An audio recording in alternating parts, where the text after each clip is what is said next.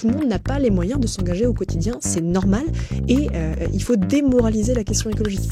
Le sujet, c'est comment est-ce qu'on articule la réalité et la loi sur l'écologie. L'idée qui était dominante depuis le XVIe siècle, c'est l'idée selon laquelle la déforestation allait causer des changements climatiques à l'échelle régionale, mais aussi à l'échelle des pays et même du globe tout entier. Mismatch, le podcast qui aime croiser les perspectives pour explorer tous les possibles. 86% des Français se disent préoccupés par le changement climatique. Et pourtant, la cause écologique patine malgré la vigueur et créativité des activistes sur le terrain, la parole de leaders d'opinion et la mobilisation à l'échelle mondiale d'une jeunesse vigilante. Comme si l'agenda pour la planète butait sur l'agenda budgétaire, économique, électoral, reléguant la crise écologique au bas des programmes politiques. Comment parvenir à briser le plafond vert ? Surtout, comment s'y prendre en tant que militante et militant, en tant qu'activiste, en tant que chercheuse, chercheur, en tant que think tank, pour convertir l'indignation morale et les déclarations de bonne intention générale en élan démocratique, profond et durable. Lucille Schmitt, bonjour. Bonjour. Vous avez cofondé le think tank La Fabrique écologique, vous êtes membre du comité de rédaction de la revue Esprit, et vous avez créé en 2017 le prix du roman d'écologie. On y reviendra. Fabien Locher, bonjour. Bonjour. Vous êtes historien de l'environnement, vous êtes chargé de recherche au CNRS, vous avez travaillé notamment sur l'histoire longue du changement climatique, sur les liens entre l'écologie et la propriété. Vous avez co-dirigé un ouvrage qui s'appelle « Posséder la nature », et on va revenir particulièrement sur un ouvrage qui s'appelle « Les révoltes du ciel », qui est au Point Seuil et qui a été coécrit avec Jean-Baptiste Fressot. Léa Falco, bonjour. Bonjour. Vous avez cofondé le collectif Construire l'écologie. Vous travaillez à la formation des agents publics aux enjeux écologiques et vous préparez un doctorat sur ce même thème. En seconde partie, on glissera de la conscience morale et politique à la conscience sensible avec Pauline Lidla, chorégraphe, directrice artistique et cofondatrice du collectif Minute 12. Léa, on va commencer par vous ou par toi.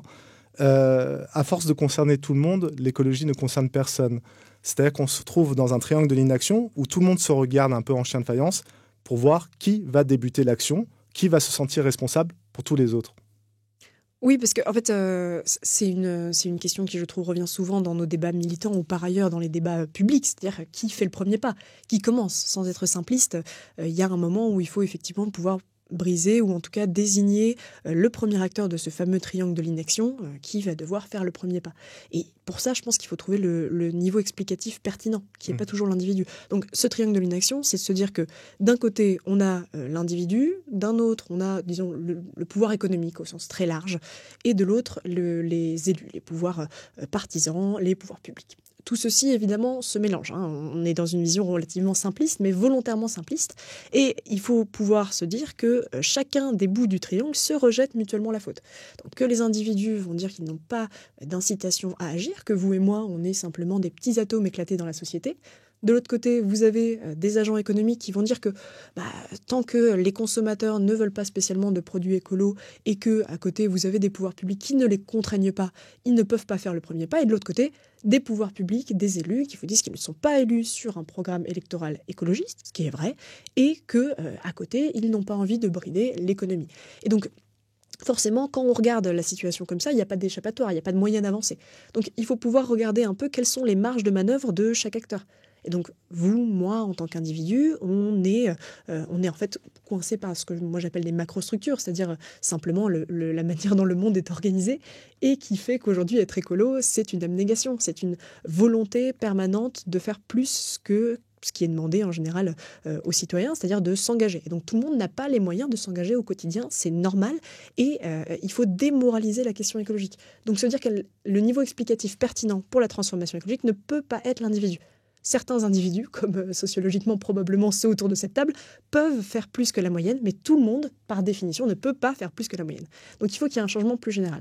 Après, quand on regarde du côté des entreprises, en fait, de manière très très différente des individus, elles sont aussi coincées dans des formes de macrostructures. C'est-à-dire, globalement, aujourd'hui, pour être une entreprise, il faut être compétitif. Donc, il faut faire, pour simplifier, il faut faire du profit le plus possible, le plus rapidement possible, et en limitant un certain nombre d'intrants. Et donc, forcément, on arrive à une situation dans laquelle, à moins que vous vous adressiez à un pan très spécifique de la population, qu'on peut nommer des consommateurs, qui sont des gens qui sociologiquement, précisément, ont les moyens de mettre notamment plus d'argent sur la table pour des produits plus écologiques, plus socialement responsables, eh ben, vous êtes coincé dans une forme de course au profit, parce que ce ne sont pas les entreprises qui, techniquement, fixent les règles du jeu. Évidemment, vous avez beaucoup de grosses entreprises, notamment, qui ont un travail délibéré ensuite de construction ou de déconstruction d'un certain nombre de textes législatifs français ou européens, que sais-je. Mais primairement, les règles du jeu ne sont pas fixées techniquement par le monde économique. Et donc, on arrive à la troisième portion du triangle, qui sont les pouvoirs publics, qui évidemment ne sont pas indépendants de leur côté, qui ne sont pas une île sur un océan qui ne prendrait un côté, mais qui sont celles qui vont pouvoir former les règles du jeu, à la fois pour nous, individus, et pour le monde économique. Et donc, je pense qu'il y a un vrai intérêt stratégique à réfléchir à ce triangle, non pas de manière simpliste en disant un des acteurs doit agir et les autres suivront, mais comment est-ce qu'ils peuvent interagir les uns avec les autres pour pousser l'acteur dominant en termes de mise en place des règles du jeu à agir sur les dites règles du jeu et à les modifier dans le sens de plus de transformation écologique. Et donc c'est ça, quand je parle de niveau explicatif pertinent, que j'entends. Comment est-ce qu'on casse ce triangle-là en regardant la manière dont ces acteurs-là vont faire cascade les uns sur les autres. C'est intéressant, Lucille, parce qu'on voit l'acteur dominant, c'est l'État dans la représentation. On le voit aussi dans les combats et dans le souci ou la préoccupation citoyenne. Quand on voit l'affaire du siècle, on a 2,5 millions de signatures en un mois pour incriminer l'inaction de l'État en matière climatique. C'est une cible facile. Oui, c'est vrai, et je vais rebondir sur ce que disait Léa. Ce qui est intéressant, c'est que cette affaire du siècle, cette pétition qui a été signée par 2,5 millions de personnes, elle arrive en même temps que la pétition qui a lancé le mouvement des Gilets jaunes. C'est-à-dire que à l'automne 2018, il y a eu 2 grandes pétitions, en fait, avec un sens politique très fort. Et d'ailleurs, la tentation des politiques, de ceux qui sont élus, des gouvernements, c'était d'opposer, au fond, la question sociale et la question écologique. Regardez, on ne peut rien faire parce qu'il y a les Gilets jaunes. Et puis, on voit bien, par rapport à ce qui s'est passé, une sorte de... je ne sais pas si je veux dire conjonction des luttes, c'est peut-être un petit peu militant, mais en tout cas, il y a eu quelque chose qui s'est passé en termes de rapprochement entre les 2 univers, entre ce monde écologiste et ce monde d'une partie des Gilets jaunes qui manifestait sur les inégalités sociales et surtout, j'allais dire, l'autisme politique consistant à mettre en place une augmentation de la taxe carbone sans avoir pensé les choses de manière territoriale, sans avoir pensé les choses par le bas. Vous savez, grassroots, on pourrait employer ça. C'est-à-dire que notre manière de faire des politiques publiques, de les faire tomber d'en haut, ça ne fonctionne pas sur la question écologique. Par rapport à ce que disait Léa, je pense qu'il y a un triangle, mais ensuite, il y a un sujet sur comment aussi est-ce qu'on montre que les institutions sont justes et comment est-ce que les institutions se saisissent de l'écologie. Au fond, effectivement, lorsque cette pétition est signée par 2,5 millions de personnes, c'est aussi parce qu'on dit, mais on va poursuivre la pétition au-delà de l'interpellation en portant un recours contentieux contre la manière dont l'État met en place des politiques publiques qui sont en fait des politiques publiques qui ne sont pas écologiques et d'une certaine manière, comment est-ce que l'État entre en contradiction avec lui-même. Puisque, je rappellerai qu'en 2015, taratata, grâce à la France, un accord universel sur le climat a été signé à Paris, le Bourget, en fait essentiellement en Seine-Saint-Denis. Et donc, à partir de ce taratata, qu'est-ce qu'on fait ? On continue les taratata contradictoires.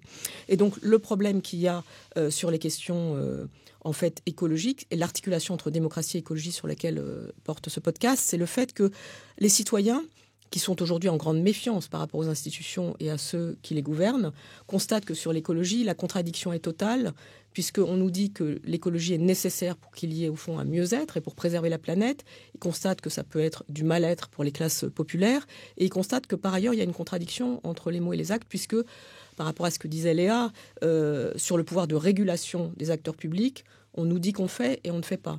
Ou en tout cas, on fait mal. Je voudrais insister sur un point important, c'est que faire la loi sur les questions écologiques ne peut plus être faire la loi comme on le faisait auparavant. C'est-à-dire que, vous savez, le problème de faire la loi, c'est que, encore une fois, ça tombe du ciel, où on en discute au Parlement, et les études d'impact qui permettent au fond de dire voilà ce que la loi va avoir comme conséquence et comme transformation, c'est aussi ça la transition écologique, elles sont de plus en plus, je dirais, elles existent peu en fait. Et donc le sujet, c'est comment est-ce que, au fond, on articule la réalité et la loi sur l'écologie. C'est pour ça que moi, je dis aujourd'hui qu'il y a une sorte de dissonance cognitive politique. C'est-à-dire qu'on nous dit que c'est très grave, qu'il faut agir dans l'urgence, qu'en 2100, on va tous griller sur place ou mourir inondés. Et par ailleurs, on continue comme avant. Donc comment est-ce que ça se transforme ? Ça, c'est un point essentiel. C'est une autre manière de faire les politiques publiques, comme le disait Léa. Mais c'est aussi une autre manière d'articuler les politiques publiques avec l'évolution des comportements. Et ça, on ne sait plus vraiment comment faire, parce qu'il y a un tel décalage entre les citoyens, ceux qui vivent la réalité, et ceux qui sont dans un monde politique du huis clos, qu'au fond, l'enjeu écologique illustre ce décalage avec une force particulière qui est une force vitale. Alors, il y a une autre contradiction, un autre paradoxe qu'on peut voir, mais sur un temps long. C'est-à-dire qu'on voit qu'on est dans une situation d'urgence climatique, et en même temps, on a une société industrielle qui a organisé une forme d'apathie. Est-ce que la structure du non-savoir autour de cette connaissance de la question écologique, de la question du climat, est-ce que cette prise de conscience, elle est ancrée aujourd'hui, ou est-ce que c'est historiquement sur un temps plus long qu'il faut la penser, Fabien ? Alors effectivement, la question de la conscience que les sociétés ont pu avoir de leur agir climatique, elle est complexe, mais ce qu'on peut dire pour résumer, c'est que sur le temps très long, les sociétés occidentales ont été très marquées par l'idée d'un agir possible sur le climat.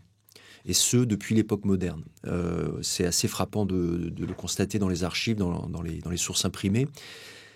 L'idée qui était dominante depuis le XVIe siècle, c'est l'idée selon laquelle la déforestation allait causer des changements climatiques à l'échelle régionale, mais aussi à l'échelle des pays et même du globe tout entier.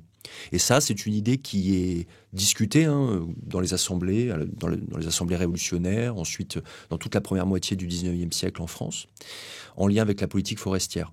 Cette idée, elle s'évanouit, on peut dire, à la fin du XIXe, avec l'essor des énergies fossiles qui nous désensibilisent paradoxalement à cette idée d'un agir climatique, à ces inquiétudes vis-à-vis d'un agir climatique possible. Donc il y a quelque chose d'un peu sinistre et paradoxal, mais ce sont les outils comme le train ou le bateau à vapeur qui vont nous désensibiliser par rapport à cette question. Pourquoi ? Parce qu'essentiellement, ces outils basés sur le charbon à l'origine, ils permettent de répondre à un grand problème qui était les pénuries alimentaires causées par les événements météorologiques extrêmes, qui alertaient continuellement sur la possibilité d'une dégradation du climat. Et donc, en fait, on a une fabrication de l'apathie par les fossiles. Donc, en même temps, les fossiles nous font entrer dans l'ère de la production du CO2 et en même temps, ils créent de l'apathie.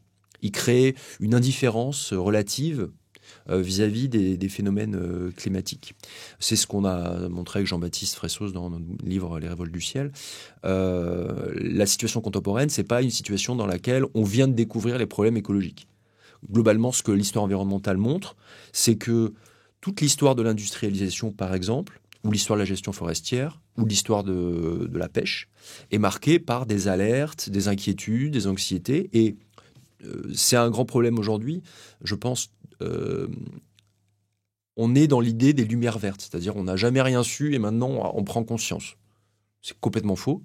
En réalité, la conscience environnementale a une très longue histoire, mais à chaque moment, on a des processus politiques, socio-économiques qui ont fait que on est allé, malgré tout, dans les trajectoires qu'on connaît, malgré ces inquiétudes, malgré ces protestations, malgré ces débats. Et donc la question, c'est pas de s'éveiller à l'environnement, parce que ça, on est éveillé à l'environnement depuis au moins l'époque moderne. La question, c'est de se poser la question de savoir quels sont les mécanismes, quels sont les acteurs qui arrivent à prendre suffisamment le pouvoir dans une société pour passer outre des dégradations environnementales. Oui, je trouve que ce que dit Fabien est fondamental sur la question des savoirs. C'est-à-dire que il ne faut pas imaginer qu'il y a des sachants et puis il y a des ignorants sur les questions écologiques. C'est-à-dire que, à l'évidence, la transformation écologique ou la révolution, en tout cas, ce qui nous arrive, qui va nous arriver et ce à quoi nous devons nous préparer et ce pourquoi nous devons nous transformer concerne tout le monde. Ça, c'est un premier point. Et donc, la question des savoirs, elle a toujours été effectivement là. Et ce qui est intéressant, c'est qu'on constate plutôt qu'aujourd'hui, on a organisé une forme d'ignorance par rapport à la question écologique pour des raisons qui relèvent d'intérêts économiques et aussi d'intérêts de pouvoir. Je pense que Fabien a tout à fait raison de parler de ça. On s'est habitué à l'idée qu'on déléguait beaucoup notre pouvoir et que la vie démocratique était une vie élective, et on voit bien que ça ne fonctionne pas. Lucile, la passerelle entre aujourd'hui la question de l'expertise, la question de cette traduction de l'expertise dans le débat public et le débat démocratique, elle est cruciale, et on peut prendre un cas d'école qui est la Convention pour le climat citoyenne, qui est à la fois révolutionnaire dans la structure mise en place par les consultations, l'ampleur des consultations, de paroles expertes, et en même temps l'absence de réflexion profonde sur l'articulation entre ce que produit la Convention, le Parlement, les institutions, l'État. Ce qui m'a beaucoup frappé lorsqu'elle a été mise en place, c'est que c'était une forme... d'abord, elle a été mise en place parce que Emmanuel Macron l'avait décidé, donc il y avait un pouvoir présidentiel, mais ça tient aussi à nos institutions et à nos habitudes de regarder le pouvoir. Si Emmanuel Macron décide, c'est bien, c'est mal, mais on surcommente Emmanuel Macron, je trouve, dans la vie politique française. Et donc, il le décide, et il y a cette manière effectivement assez révolutionnaire de tirer au sort des citoyens, de leur demander s'ils sont d'accord pour venir, et ils acceptent. Et ils acceptent. Moi, j'ai discuté avec Mélanie Cognier, qui a créé l'association des 150 après la Convention citoyenne pour le climat. Elle m'a dit, moi, si on m'avait demandé de venir pour donner mon avis sur un autre sujet, j'aurais dit oui aussi. Donc, ce n'était pas spécialement sur la question écologique. Ils acceptent pour des raisons démocratiques. Et ensuite, ce qui se passe, c'est que dans l'organisation même de la Convention, c'est une sorte de bulle, et que, il y a des experts, il y a l'acquisition de savoir. Moi, je trouve qu'on aurait pu se poser la question de est-ce qu'ils ne savaient pas déjà beaucoup de choses, et que je pense que cette façon dont ça descendait des experts vers les citoyens, moi, je le critique. Mais surtout, on a laissé de côté la question de l'articulation, l'interaction entre les citoyens et les institutions. Et donc, on a laissé de côté, c'est un monde parallèle, la fabrique de la loi. Parce que s'il fallait qu'après cette convention, il y ait une loi, il me semblait assez évident qu'il était nécessaire qu'il y ait une association des parlementaires beaucoup plus forte. Sinon, il y avait le risque que la mécanique habituelle reprenne ses droits par rapport à la bulle de la Convention citoyenne. Et puis la deuxième chose qui, moi, me frappe aussi, c'est qu'il n'y avait pas d'articulation avec les questions économiques et sociales, bien qu'on ait dit qu'il fallait que ce soit fait dans un esprit de justice sociale. C'était une sorte de slogan. C'est-à-dire qu'on ne donnait pas aux citoyens, par exemple, les moyens d'imaginer combien ça coûte, comment est-ce qu'on fait, quels sont les choix qu'on peut faire en termes d'impôts.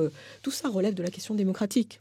Et donc, il y avait une manière de considérer, au fond, non seulement la bulle de la Convention citoyenne, mais aussi la bulle écologique, comme si on ne devait pas articuler les questions écologiques avec la manière dont on fait la loi, la manière dont on dépense l'argent, la manière dont on voit le long terme. Et donc, la déception était inscrite dans le mécanisme même. Mais le problème, si vous voulez, c'est qu'on ne peut pas toujours tout critiquer. C'est nécessaire de tâtonner quand on veut changer les choses. Donc c'est très bien d'avoir fait une convention citoyenne, mais une convention citoyenne qui débouche sur quelque chose qui transforme vraiment les choses, ce n'est pas compatible avec le pouvoir d'un seul homme et le fait que nos institutions, ensuite, fonctionnent comme d'habitude. Une convention citoyenne, pour que ça débouche sur des transformations, ça implique quelque chose qui, tout au long de ce qui va se passer après, dérange les choses. Et donc, ça implique de la détermination, de la continuité. Et c'est bien le problème du monde politique aujourd'hui, parce qu'il est toujours au bord de la crise de nerfs et tout le temps dans la cyclothymie. Peut-être on a perdu ce sens de cette connexion entre gouvernementalité, question de gouvernement, question économique et matérielle. Fabien, je me tourne vers vous pour cette question.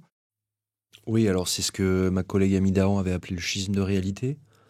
C'est le fait, par exemple, de faire des COP, de traiter séparément des questions de commerce international ou de fiscalité et des questions climatiques. Ce qui est, en un certain sens, vu d'un peu plus haut, assez absurde, puisque la régulation des moyens de production, la régulation des échanges a tout à fait à voir avec la question climatique.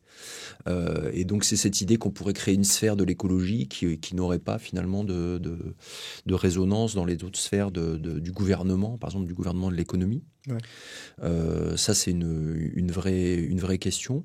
Et puis, moi, il y a aussi une chose qui me frappe, et ça, je pense que c'est un des moyens peut-être de dépasser ces contradictions dont on a parlé jusqu'à présent. C'est le fait que l'écologie, donc la transition écologique, quelle qu'elle soit, est toujours perçue finalement en termes de coût. Alors que dans l'histoire, on voit bien que ça peut être un moyen de puissance. Moi, j'insiste toujours beaucoup là-dessus. Les formes de transition, les mesures environnementales peuvent être, y compris au niveau des États, des moyens d'affirmer une puissance. Alors, on est d'accord avec ça ou pas. Si on est internationaliste, on peut considérer que c'est néfaste. Mais si on se place dans le cadre d'une politique nationale, on voit très bien, par exemple, que les États-Unis, dans les années 60-70, se servent de la diplomatie environnementale comme un moyen, en fait, d'affirmer leur légitimité à l'échelle mondiale. Après, notamment, c'est surtout vrai après la guerre du Vietnam, où il y a un discrédit moral des États-Unis, et ils utilisent en fait l'environnement comme une petite puissance. On pourrait parler aujourd'hui du fait que si on se passe des énergies fossiles, on va être plus autonome énergétiquement. Ça peut représenter aussi un avantage stratégique. Et que donc, voilà, ça c'est un exemple de lien un exemple de lien entre matérialité et écologie. C'est la question de la puissance, y compris, je parle de puissance stratégique. La voie de l'écologie, c'est pas forcément la voie du plus faible, du plus pauvre, du plus triste. Oui, alors, en parlant d'affect triste, ou en tout cas d'un engagement qui est spécialisé aussi, c'est vrai que la spécialisation, elle ne touche pas simplement les acteurs gouvernementaux ou les experts ou les législateurs. Il y a aussi un procès qui est fait aux militants, un procès en militance, j'ai envie de dire aux militants, c'est-à-dire ce sont des professionnels de l'engagement mal perçus par l'opinion publique, comme s'il y avait un conflit de conscience entre d'un côté la parole militante et l'opinion publique. Je veux dire par là, comment aujourd'hui, quand on est militant, on s'inscrit pour légitimer son action dans le débat public? Je ne sais pas, parce qu'être militant, ça veut tout et rien dire. Vous avez 1000 façons d'être militant, notamment sur des questions qui sont transversales comme celle de l'écologie. Il y a des vraies questions qui se posent. Enfin, pour rebondir sur ce qui vient d'être dit, en fait, il y a deux quand même conceptions de comment est-ce qu'on traite les sujets environnementaux. Est-ce qu'on les traite en bulle, d'un côté, parce que ça les visibilise, ou parce qu'au contraire, ça veut dire qu'on peut les enfermer et dire à un moment, on a résolu la question environnementale. Et d'un autre côté, est-ce qu'on traite les sujets environnementaux comme étant transverses, typiquement à la manière aujourd'hui dont on le fait pour l'économie, et donc infusant dans tous les autres types de sujets, et devant être traités comme tels, comme une partie intégrante de chacun des domaines d'intervention, notamment de l'action publique. Et ça, c'est un débat qui est aussi présent chez les militants. Parmi les militants, il y a plein de gens qui veulent des choses différentes pour l'avenir. Pour autant, il y a une notion commune de détournement de la situation actuelle, de se dire qu'aujourd'hui, on n'est pas dans un état du monde qui nous permet d'arriver à un monde en transformation écologique qui nous paraît acceptable. Et donc, moi, je vois un peu 4 catégories de militance qui ne sont pas forcément en opposition. La première, c'est le rapport de force. Voilà, c'est celui dont on parle aujourd'hui médiatiquement le plus, parce que c'est souvent le plus visible. Et donc là, c'est les soulèvements de la terre, ces dernières rénovations. C'est une technique évidemment traditionnelle, notamment à gauche, pour peser socialement sur les débats publics. Le rapport de force, c'est de se dire on impose un sujet, ou en tout cas on tente d'imposer un sujet dans le débat public, de le faire, ce qu'on appelle de le faire entrer en politique. Un deuxième point qui va être la création de l'alternative. Comment est-ce qu'on ferait dans un monde socialement, écologiquement transformé? À quoi ça ressemblerait? Et donc ça peut être relativement théorique, des chercheurs, des gens qui font de la prospective. Ça peut être aussi très concret, des gens qui, sur le terrain, vont faire des coopératives économiques, agricoles, qui vont tester des choses, qui vont rater, qui vont essayer, et qui vont faire des espèces de petits démonstrateurs, toujours très localisés, parce que c'est comme ça que ça marche aussi, de créer des choses sur le terrain, mais qui vont montrer que c'est possible, et que parfois c'est possible sous conditions qui ne sont pas atteintes aujourd'hui, et donc vers lesquelles on a besoin de tendre. Voilà, création de l'alternative. Puis après, des gens qui vont être à d'autres endroits, institutionnels notamment, qui vont faire ce que j'appelle du saisissement de l'interstice. C'est-à-dire, où est-ce que j'ai un petit endroit dans lequel je peux glisser quelque chose qui existe déjà? Il y a quelque chose dont on n'a pas parlé jusque-là, on a parlé des pouvoirs publics comme l'État. Mais les pouvoirs publics, c'est aussi les collectivités territoriales. Et là, il y a un champ d'action qui, je pense, est en fait partiellement plus large, parce qu'on s'approche vraiment de l'endroit où les choses se passent.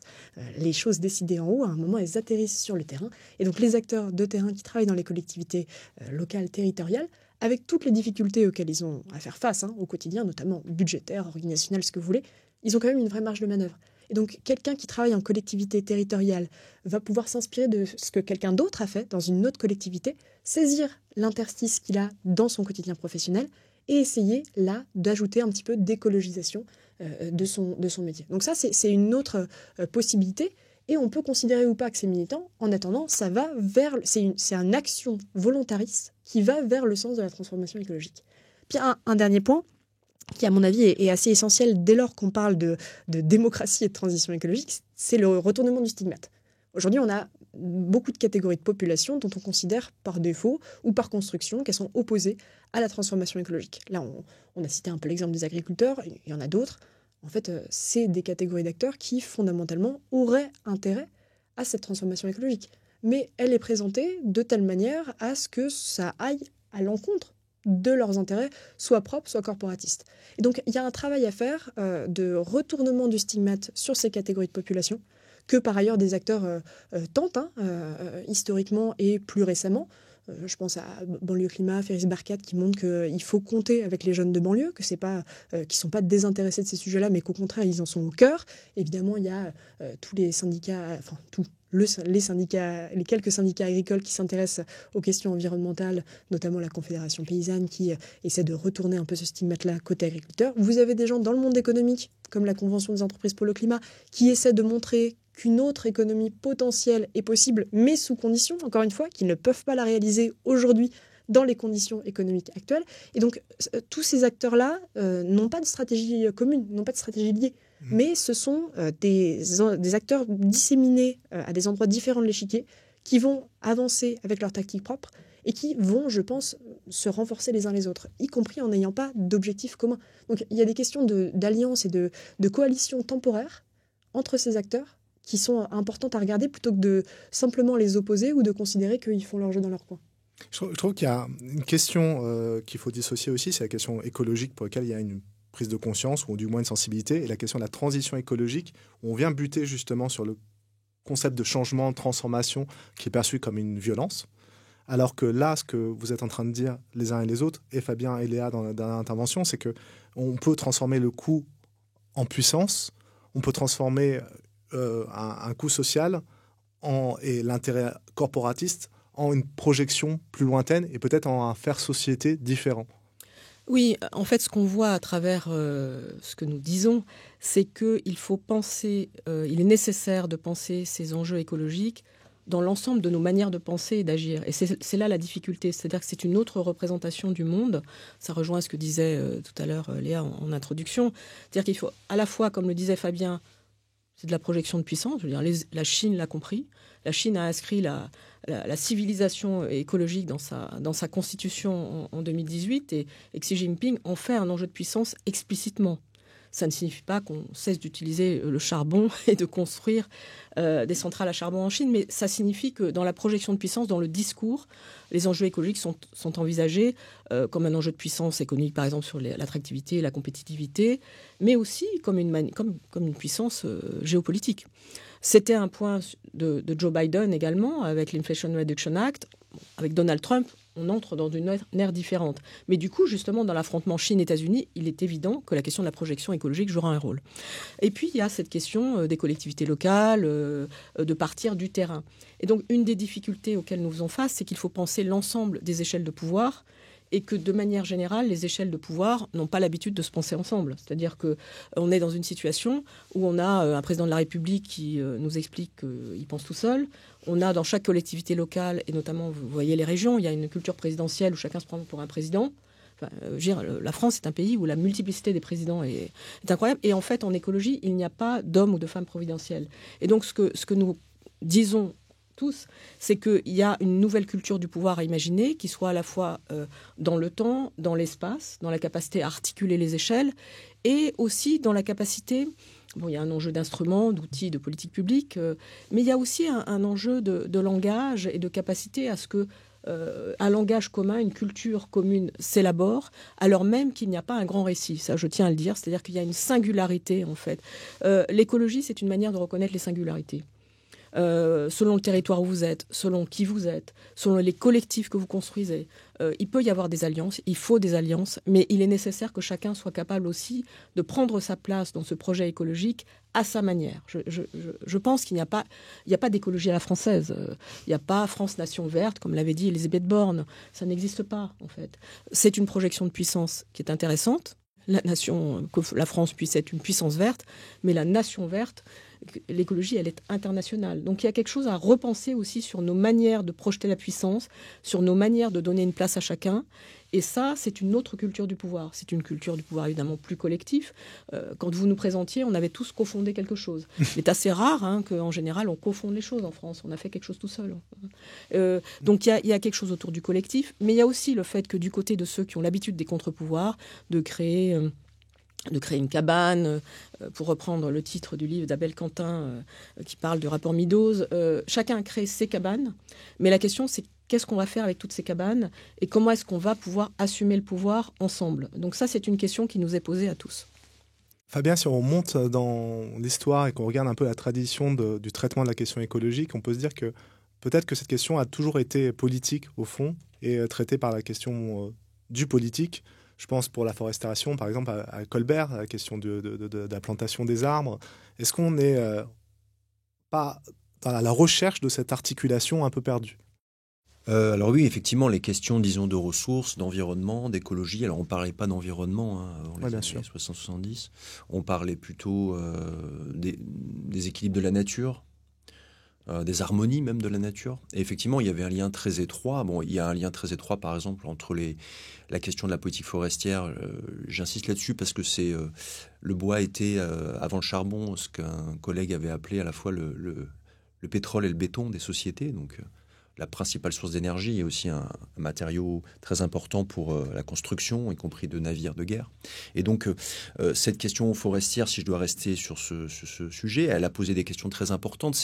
C'est notamment autour de cette question qu'a émergé dès la fin du XVIIIe siècle la notion de génération future, qui venait remplacer en fait une argumentation de la noblesse qui prétendait être la seule capable de gérer le temps long, parce que elle était dotée de généalogie et que donc elle était capable de gérer des forêts sur le temps très long. Donc la question de la durabilité, elle se posait dès cette époque et elle posait des problèmes fondamentaux en termes d'organisation sociale. Qui est légitime à gouverner la nature ? C'est la grande question finalement qui se pose depuis l'époque moderne.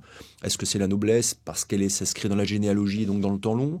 Est-ce que c'est l'Église parce que c'est une entité suprahumaine qui traverse les siècles ? Est-ce que c'est le tiers-état dont la noblesse disait qu'il était court-termiste ? Est-ce que c'est le paysan de l'an 2 dont les révolutionnaires parisiens disaient qu'il était irrationnel parce qu'il se réappropriait les forêts pour son propre compte. Donc il y a tout un ensemble de personnes. Je pense que c'est la grande question. Et puis c'est aussi une grande question dans les empires coloniaux, puisqu'on accuse sans cesse dans les empires coloniaux les autochtones d'être incapables de gérer durablement leurs ressources. C'est le discours qu'on retrouve sur la pauvreté aussi. Le pauvre, c'est toujours celui qui ne saurait pas gérer le temps, si vous regardez bien. Le temps long, penser le temps long, s'inscrire dans le temps long. Alors qu'il y a bien des travaux de sociologie qui ont montré qu'ils géraient le temps rationnellement avec l'ensemble des moyens dont ils disposent.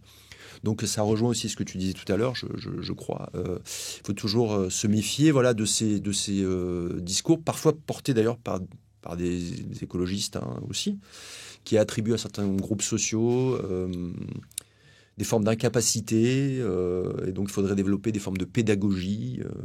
Je ne crois pas que ça se joue dans ces termes, en fait. La question, elle est quand même, je reviens toujours là-dessus, c'est un peu le leitmotiv des historiens sur les conditions matérielles, les contraintes matérielles qui font que, il faut la production des espaces urbains et périurbains, la production des imaginaires fait que certains groupes sociaux sont obligés de prendre leur voiture diesel pour aller travailler.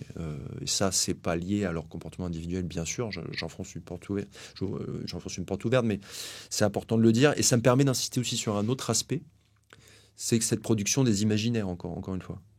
Moi, je suis persuadé que dans 30 ans, on regardera certains de nos comportements d'aujourd'hui comme on regarde maintenant nos comportements alimentaires des 30 Glorieuses. C'est-à-dire, on mangeait dans les 30 Glorieuses des choses qui nous paraissent aujourd'hui incroyablement chimiques, industrielles, un peu délirantes. Et ça nous paraît parfois étrange. Je pense que dans 30 ans, on regardera certaines pratiques. Je pense une pratique qui, moi, me paraît complètement décalée. C'est la station de ski en tant qu'infrastructure de tourisme, qui est quelque chose qui me paraît exorbitant. Je pense j'espère en tout cas, que dans 20 ou 30 ans, on regardera ça comme on regarde aujourd'hui les plateaux repas surgelés à regarder devant la télé qu'on vendait dans les grandes surfaces françaises des années 60-70 et qui nous paraissent aujourd'hui une malbouffe absolue. même s'il y a d'autres formes de malbouffe. Mais voilà, et tout ça a été fabriqué par une production des imaginaires. J'ai eu l'occasion de parler devant les étudiants de l'école Estienne, qui est une école de communication et de design. Et ils étaient mobilisés autour de cette question-là. C'est-à-dire, il faut rendre... Des forces économiques particulières ont rendu des modes de vie particuliers désirables, à grand renfort de publicité, d'images, de discours, de films, d'émissions radio. Il y a un travail à faire sur subvertir ces choses rendues désirables par des agents économiques actifs. Lucile, il y a... En deçà des imaginaires, il y a cette question presque de ce grand traducteur universel qui est l'argent. On va dire, non, mais avant de parler des imaginaires, il y a les 68 milliards d'euros qu'il faudrait dépenser par an pour la France jusqu'en 2050 pour atteindre la neutralité carbone, qui paralyse d'une certaine façon la production de grands récits et qui voile la question qui est comment on veut construire une société désirable. Oui, ce qui est intéressant, c'est aussi ce qu'on disait précédemment sur la question de l'argent, l'idée que l'écologie, ça coûte cher, etc. Est-ce que l'argent est un problème ? Oui, c'est un problème sur l'écologie parce que il y en a jamais assez ou il y en a trop peu. Enfin, bon, en tout cas, le fait qu'en permanence la question financière soit posée sur l'écologie, ça illustre la façon dont notre projet de société et l'articulation entre écologie et démocratie et pouvoir reste à faire. Parce que, effectivement, quand Jean Pisani-Ferry et Selma Mahfouz font ce rapport qui donne des chiffres, Jean Pisani-Ferry nous dit aussi que, par exemple, le pacte vert européen, qui est au fond la manière de penser la transformation écologique à l'échelle de l'Union européenne, souffre d'une chose, c'est qu'il n'a jamais été chiffré. Et lorsque quelque chose est sérieux, alors on peut le regretter, mais il y a toujours un langage financier et économique qui l'accompagne. Ça permet, d'une certaine manière, de déclencher la faisabilité. Et donc, ce qui est intéressant sur les questions écologiques, c'est pas... D'une certaine façon, on peut trouver de l'argent. Mais c'est plutôt que dans l'aspect dont on décide habituellement que quelque chose se passe, on ne va pas jusqu'au bout. C'est-à-dire que vous le disiez, je crois, en introduction, en disant, au fond, on parle d'écologie jusqu'à un certain point, et puis lorsqu'il s'agit d'agir, rien ne se passe. Et donc, la question de financement, elle est un point qui révèle le fait que le discours et les actes ne s'articulent pas encore. Ça, c'est un point essentiel.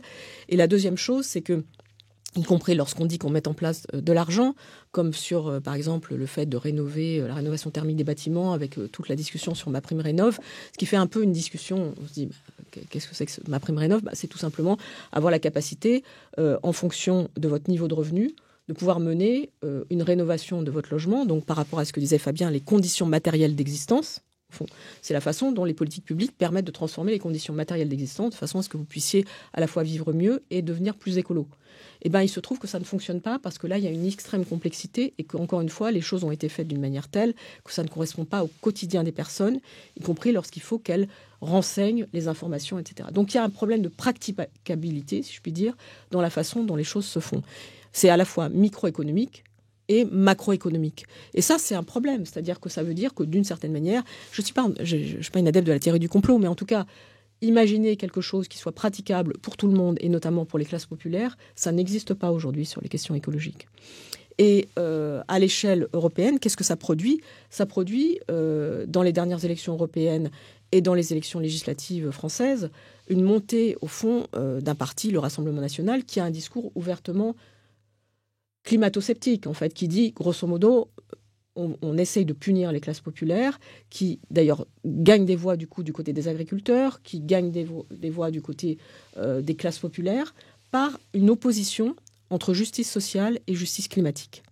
Et ce qui est important, c'est que je disais en 2018, il y avait la possibilité d'une convergence, mais la convergence, elle ne se produira pas miraculeusement. Elle se produira si on a des gouvernements qui mènent des politiques publiques qui descendent dans la réalité ou qui se font par la réalité. On peut dire ça aussi.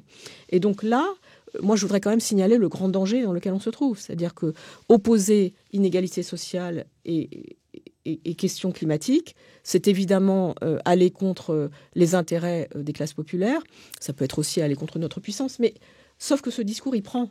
que quand il y a des inondations dans le Dunkerquois, dans le Pas-de-Calais, le fait que les canaux ne sont pas curés parce que les écologistes protègent les grenouilles, cette espèce de fake news, elle marche. Et donc là, il y a quelque chose de la responsabilité politique sur le fait de tenir un discours différent de la part des politiques, mais de le tenir aussi au plus près de ceux qui doivent l'entendre. Il ne suffit pas d'aller tenir un discours global sur le grand récit écologique. Moi, je pense que le sujet, c'est plutôt, encore une fois, la singularité, la multiplicité des récits. Et Fabien parlait d'imaginaire, certainement, mais il faut trouver un moyen que ce mot d'imaginaire parle à tout le monde. Alors, c'est intéressant parce que j'ai l'impression que ce qu'on est en train de dire, c'est qu'il y a un problème ou une question d'échelle, l'échelle d'intervention. Léa, si on rentre dans un exemple très concret, toi, dans ton champ d'intervention et un des niveaux de l'échelle qu'on n'a pas vu jusqu'à présent, on a parlé des individus, des consommateurs, des entreprises, mais en tant qu'acteurs qui injectent de l'argent pour mettre en place des programmes écologiques, des actions écologiques, des soutiens à des collectifs, à des œuvres. Il y a la question des métiers. Puisque là, il y a vraiment, on vit la transition. Fabien disait tout à l'heure que le monde d'aujourd'hui ne ressemble pas à celui des 30 Glorieuses. On a un monde où des métiers vont disparaître, d'autres où ils vont changer profondément de nature. Et c'est un aussi des leviers d'action. Oui, c'est un des leviers d'action. Là, il y a deux... Enfin, il y a deux points quand même, hein, parce que il y a le niveau explicatif pertinent au niveau du métier, on peut considérer que c'est l'individu, et donc dans certains cas, ça va être le cas. Si vous avez envie de faire quelque chose à partir de là où vous travaillez, et c'est évidemment pas possible pour tout le monde, puisque les niveaux de responsabilité à l'intérieur des entreprises ou des pouvoirs publics sont très différents selon l'endroit stratégique où vous vous trouvez. Donc la conclusion, c'est que si vous êtes CSP+, c'est facile d'agir, si vous l'êtes moins, c'est plus difficile dans votre quotidien professionnel. Mais en fait, le niveau explicatif pertinent pour la question des emplois, et non pas des métiers, ça va être encore une fois les pouvoirs publics, les politiques publiques qui vont être mises en œuvre pour coordonner précisément cette chute d'un certain nombre d'emplois et l'augmentation qui va découler notamment par, on l'espère ou on l'attend peut-être, la réindustrialisation écologique éventuelle, mais en tout cas, il y a un gap qui va se créer et sur lequel il va falloir effectivement travailler. Donc il y a deux questions. Il y a la reformation d'un certain nombre de travailleurs qui aujourd'hui vont très concrètement perdre leur travail et pour lesquels il n'y a pas de plan de reformation qui soit aujourd'hui formulé, alors qu'on sait que c'est en train d'arriver, que ça va arriver, que ça va être localisé dans des endroits qui ont déjà économiquement en général bien souffert de la désindustrialisation, alors même qu'il y a des possibilités de créer alors quelque chose qui ne ressemblerait pas évidemment à une planification de l'emploi, parce qu'on n'est pas dans des conditions économiques et politiques pour parler de planification réelle, mais en tout cas une gestion prévisionnelle des emplois qui va être absolument nécessaire. Et donc ça, c'est vraiment au niveau des emplois, la manière dont on gère ces disparitions, ces réapparitions, et le gap entre les deux, parce que là, on parle quand même de gens qui vont se retrouver très concrètement dans la merde. Voilà. Et puis, à côté, il y a la question, effectivement, des métiers, c'est-à-dire comment est-ce que j'agis à mon niveau si j'en ai envie, tout en gardant en tête que c'est quand même une question d'organisation et de fonctionnement organisationnel plutôt qu'une pure question individuelle. Mais là, il y a cette question d'interstice que je mentionnais auparavant et dans laquelle il y a un espace pour certains acteurs pour faire avancer des causes au sein de leur entreprise, de leur organisation, quelle qu'elle soit, de leur université, pour ceux qui sont étudiants, tout en gardant en tête que ça reste des petites briques qui doivent être accumulées progressivement pour réussir à aller quelque part. Et donc là, la discussion qu'on a, il y a aussi un point, je pense qu'on peut peut-être éclaircir, c'est que tu parlais tout à l'heure de politique. Le mot politique aujourd'hui est utilisé dans le débat public pour désigner la politique partisane.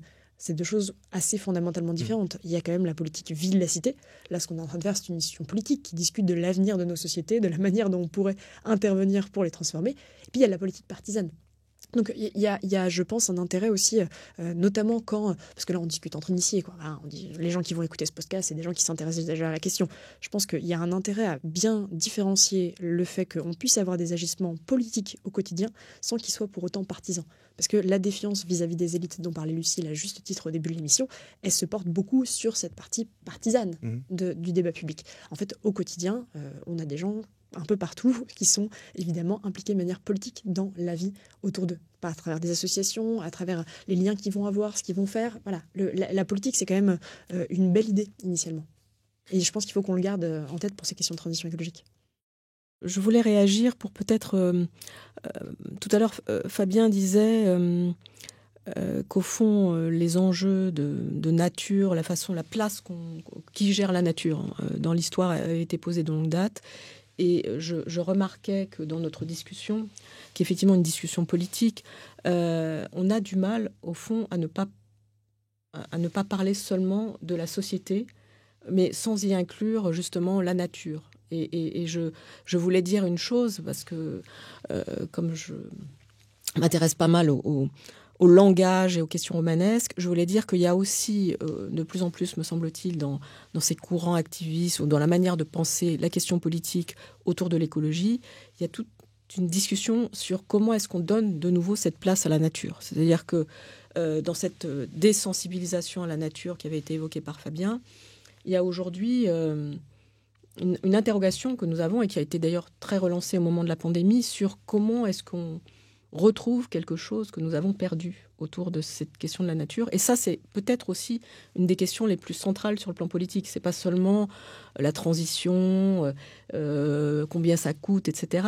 Il y a, je sais pas si je veux dire, mais il y a une transformation culturelle vraiment à effectuer.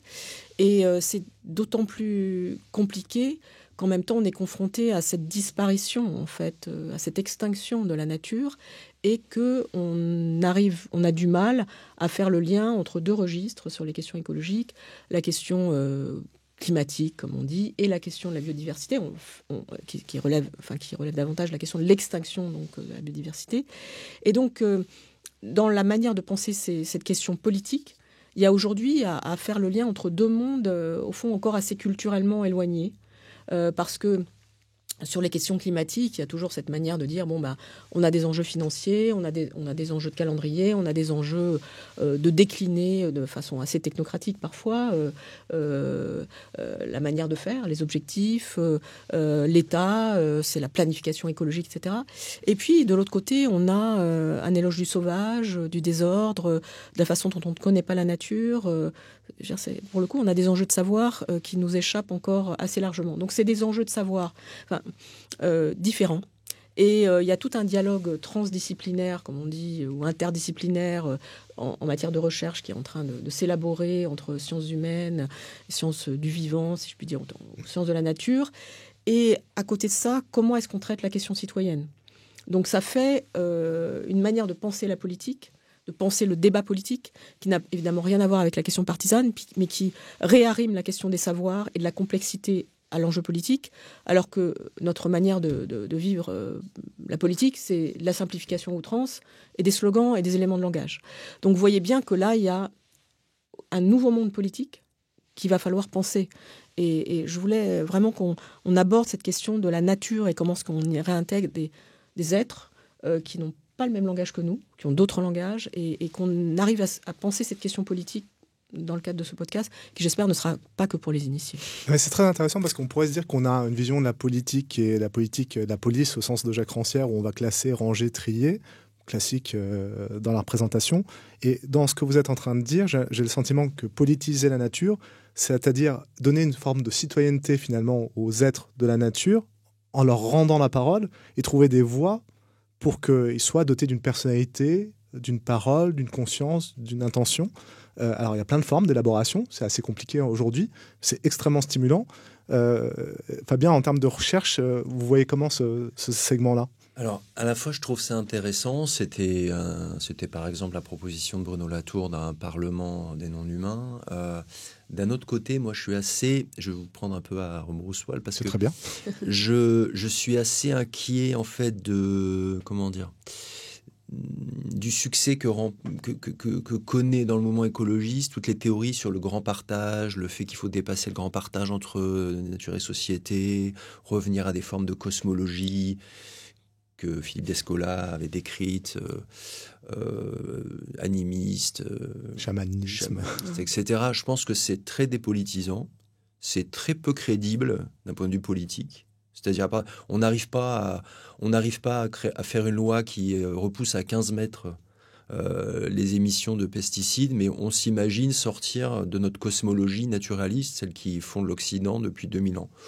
Ça me paraît... Alors, ça permet d'écrire des choses assez belles et poétiques, de décrire sa traque des loups dans les montagnes françaises, mais je pense que politiquement, c'est particulièrement inefficient. À mon avis, c'est très inefficient si on va dans cette direction seulement. Et en plus, moi, ce qui est intéressant, en tant que j'enseigne un peu, il y a, disons, 15 ans, quand toutes les copies d'étudiants se terminaient par si on a une crise écologique, c'est parce que Descartes a dit comme maître et possesseur de la nature. Aujourd'hui, ça se termine par si on a la crise écologique, c'est parce que on a fait le grand partage entre humains et non humains. Et donc, c'est devenu la tarte à la crème, j'ai envie de dire.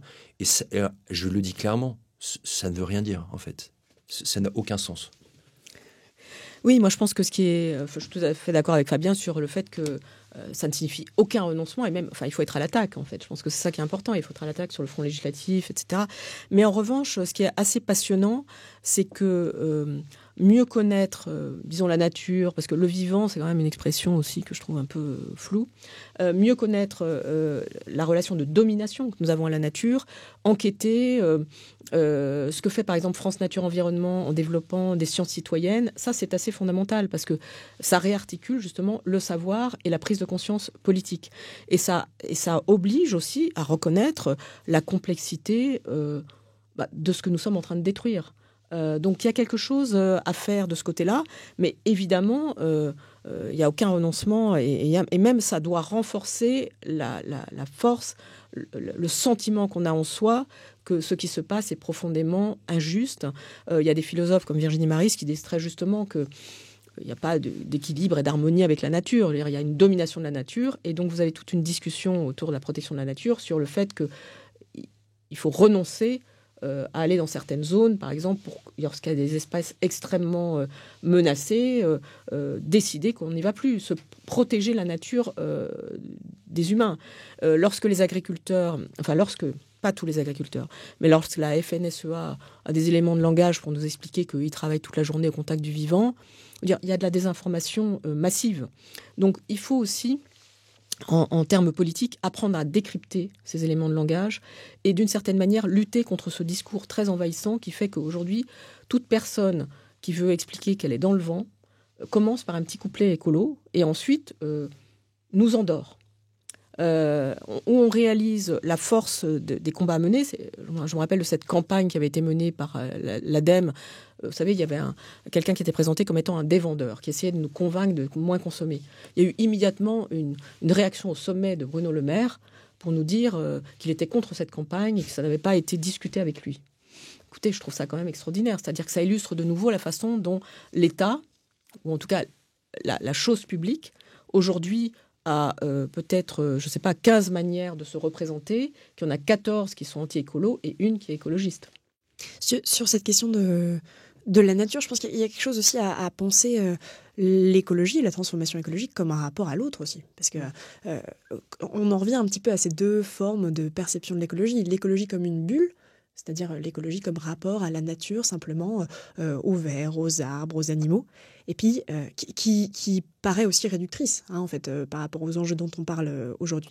Et puis l'écologie comme un rapport à l'autre, c'est-à-dire comme une question transversale, fondamentalement, de l'organisation de nos sociétés, de la manière dont on interagit les uns avec les autres, qui va être fondamentalement, cette relation à l'autre, forgée par notre environnement matériel à la fin de la journée. Et donc, il y a aussi ce besoin, je pense, de prendre un peu de recul et de se rendre compte que notre relation à la nature et notre relation aux autres est fondamentalement forgée par des structures sociales qui empêchent d'avoir du temps, l'approfondissement d'un certain nombre de relations, le rapprochement aussi d'un certain nombre de circuits.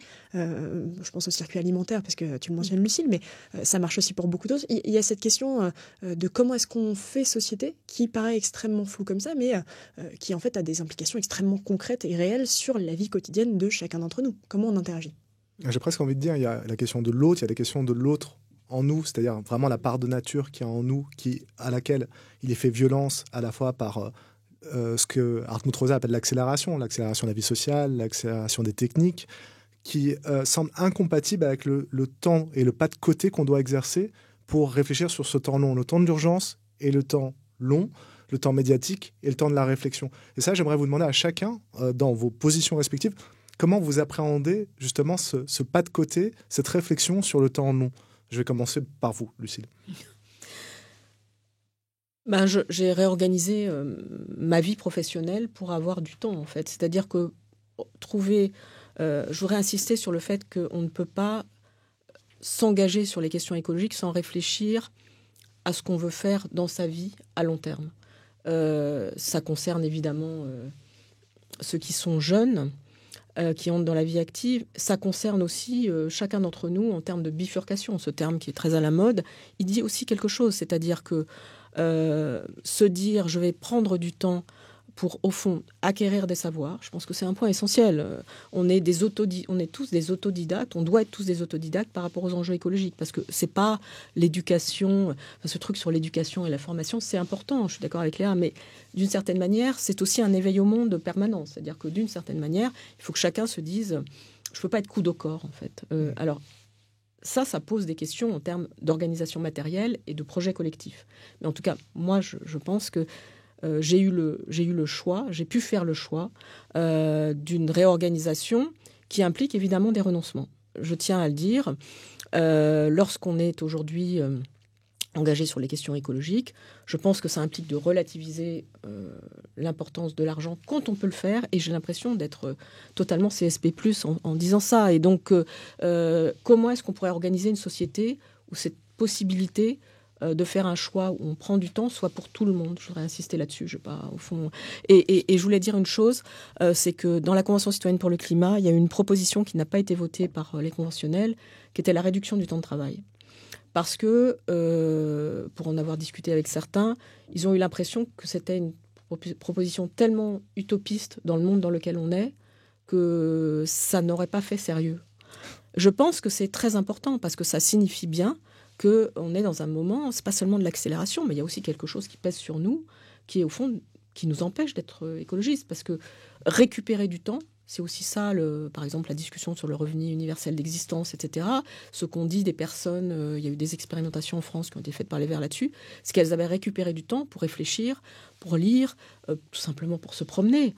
Donc, cette récupération du temps, moi, si j'ai quelque chose à dire, c'est que je souhaiterais qu'elle soit organisée pour le grand nombre et pas pour moi. Et sans le temps, effectivement, on est dans des imaginaires pauvres qu'on n'a pas le temps de nourrir. La lecture, c'est quelque chose qui nous alimente pour les jours, les venir. C'est pas des rapports, hein, c'est pas des données chiffrées. Fabien ? Oui, moi je voudrais parler du service public de recherche, parce que j'appartiens au CNRS qui me donne 100% de mon temps pour faire de la recherche. Et a été la condition indispensable pour écrire le livre Les Révoltes du ciel, parce que c'est un livre qu'on a mis 7 ans à écrire, qui utilise des sources qu'on est allé chercher dans 7 pays, en 3 langues. Et ça, on ne peut pas le faire si on démantèle le CNRS, si on fait une recherche publique court-termiste ou si on travaille à l'échelle de 3 ans. Ça veut dire que ces formes, l'argent public qui vient des impôts et des taxes et qui salarie les chercheurs du CNRS, eh bien, ça a un sens politique au sens où ça permet d'inscrire dans le temps des programmes de recherche. Et tu parlais tout à l'heure de la production des savoirs. Évidemment que les statuts, par exemple, des chercheurs, le nombre de chercheurs, leur capacité à faire de la recherche, c'est un choix éminemment politique parce que ça oriente ce qu'on va savoir ou pas savoir de la nature. Si on veut connaître sur le temps long l'évolution des écosystèmes, si on veut faire des sciences sociales s'intéressant aux transitions écologiques, par exemple, il faut qu'il y ait une recherche publique indépendante des pouvoirs financiers et de la demande politique directe. Et ça, c'est un choix politique qui fait partie en fait des conditions, je pense, de la transition écologique ou des évolutions écologiques. Et donc, bon, j'ai peut-être l'impression un peu de plaider pour ma paroisse, mais... Une belle paroisse, ouais. Mais c'est plutôt de dire que le CNRS a été créé par des savants qui défendaient une certaine idée de la démocratie sociale, de la laïcité, des gens, des Dreyfusards, juste avant la Seconde Guerre mondiale, pour aussi débloquer la production de savoir qui était un peu enquistée dans les universités. Et le CNRS doit continuer, je pense, à jouer ce rôle. Et s'il joue bien ce rôle, eh bien... c'est positif pour les enjeux écologiques parce que le CNRS et d'autres instituts, l'INSERM, etc., donnent du temps à des gens pour réfléchir sur le long terme sur des problématiques environnementales. Et ça, c'est pas vrai dans tous les pays, je peux vous le garantir. Et toi, Léa ? Déjà, je rejoins ce qui a été dit, notamment en tant qu'apprentie chercheuse qui voit que le monde de la recherche est quand même en mauvais état et qu'il paupérise en fait un certain nombre notamment de jeunes chercheurs, ce qui est un petit peu emmerdant quand on veut avoir une recherche qui aide à éclairer à la fois le passé et le futur, et les possibles futurs. Il y a un point sur lequel t'es venu, sur lequel je voulais revenir, qui était en fait avoir le temps de penser le temps long, c'est un privilège en fait. C'est quelque chose aujourd'hui qui est réservé à une petite minorité et par ailleurs dont un certain nombre de CSP+ essaient de s'extraire en ayant des charges de travail de plus en plus importantes, parce que c'est valorisé socialement aussi d'avoir des grosses charges de travail, notamment dans le monde partisan, mais pas que. Donc il y a aussi, je pense, quelque chose de fondamental de se rappeler quand on a du temps pour penser le temps long, que les autres, une grande partie des autres ne le peuvent pas.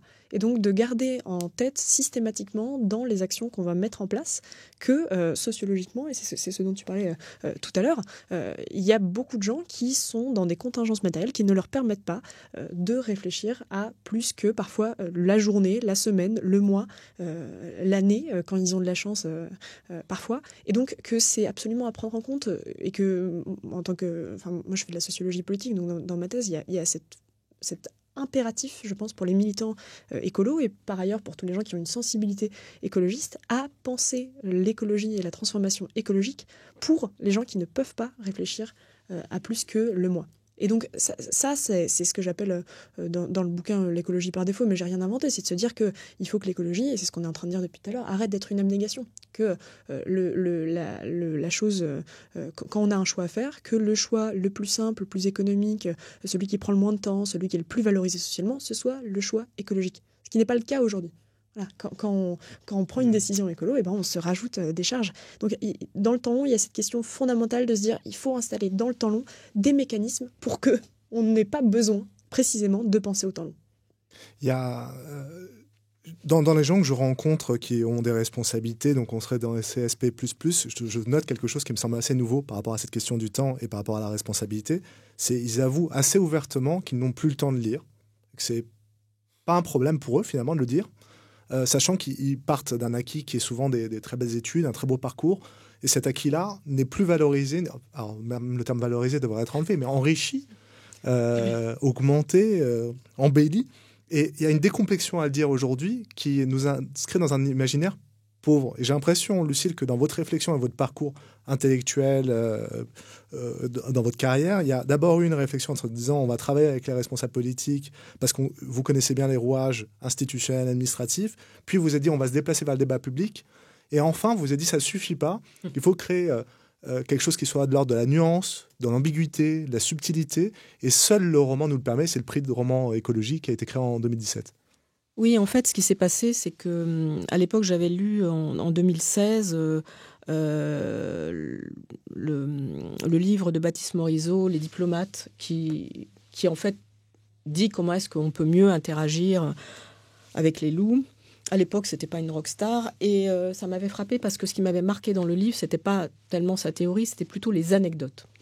Et notamment les anecdotes sur les loups à Yellowstone, etc. Et je me suis dit, tiens, pourquoi est-ce que ça me marque à ce point ? Je pense que ce serait bien de s'intéresser au romanesque écologique.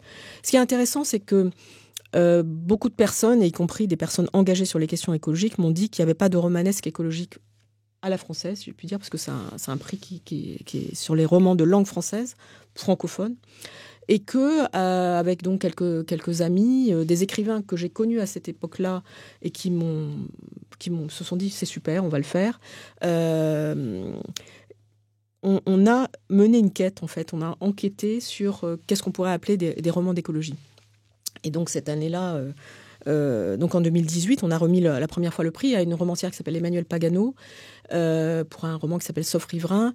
Et ce qui est aussi très intéressant, c'est qu'elle m'avait dit « Mais moi, l'écologie, ça m'intimide, en fait. » C'est-à-dire que moi, j'ai le sentiment d'avoir fait un roman de paysage parce que ça raconte donc comment les politiques publiques hydrauliques françaises dans les années 50-60, en fait, en créant des grands barrages, en créant de l'énergie verte, en noyer aussi les mémoires paysannes, les mémoires rurales, etc. Et donc, c'est assez passionnant sur la façon dont, au nom d'un objectif qu'on pourrait qualifier d'écologique, de politique publique, on peut en noyer une relation à la nature ou une relation à soi.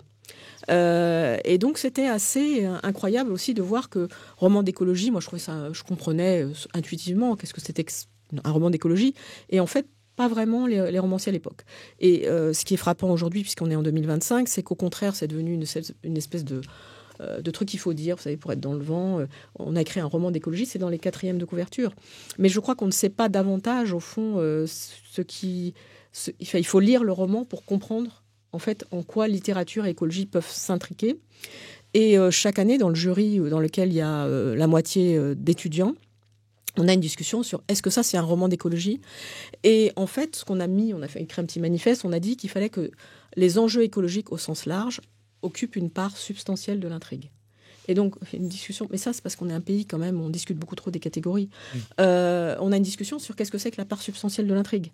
Et en fait, ce qui est important, c'est que la subjectivité est là en permanence, et puis on peut s'engueuler, etc. Mais du coup, dans le romanesque, il y a une représentation de nos ambivalences, il y a des personnages qui sont des personnages surprenants, et il y a une représentation par rapport à ce que disait Léa, au fond, le fait il est possible que tout un chacun soit écologiste. C'est ça qui est important dans ce romanesque. C'est de belles histoires, mais tout un chacun peut être écologiste. Ou en tout cas ressentir ce que l'écologie apporte aujourd'hui ou ce qu'elle crée comme conflictualité. Dans chaque roman, il y a une possibilité d'être. Il y a une possibilité d'être. Tout un chacun a la possibilité d'être écologiste. Je pense que ça fera un très bon mot de conclusion à ce nouvel épisode de Mismatch qui a pris le temps de durer. C'est le principe même de ce concept. Je vous remercie pour la qualité de votre attention et de votre écoute et de vos réponses. On se retrouve dans une deuxième partie de Mismatch pour discuter de la conscience sensible à l'écologie avec Pauline Lida, chorégraphe.